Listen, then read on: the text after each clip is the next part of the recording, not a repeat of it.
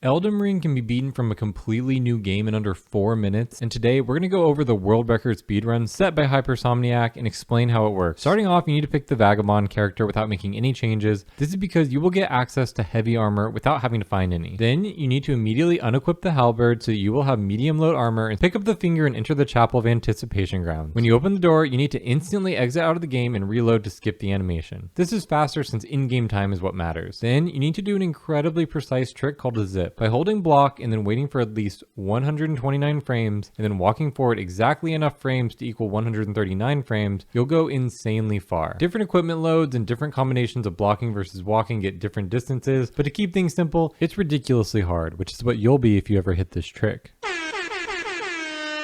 For the first one, you'll be standing at the Chapel of Anticipation and need to zip right into this post facing west, which will bounce off and go northeast to end up exactly here. Next, you'll need to equip the weapon again to become heavy load, head up the stairs to this specific spot, and face southeast. For whatever reason, facing this direction and then zipping causes your character to get redirected and go farther northwest than if you zipped in the northwest direction directly. You also don't ever take fall damage because the game calculates where you started the jump versus where you land, and since these zips take you far up into the air, you don't actually land lower than you started. But this one brings you right about here on the map, right by the main academy gate grace point. Next, you need to face the grace point, which will point you right towards the 4 belfries grace point, and zip up the ramp. From here, you can open up the chest with the imbued sword key and then do some non-zip movement. You just need to head south towards the portal, canceling the recovery animation by hitting the wall, and then eventually put the imbued sword key into the statue. This portal takes you to a little visitation part of Crumbling Faro Missoula right here. This part is completely separate from the late game area, but all you need to do is to return to Last Light of Grace, and as the screen loads at about halfway,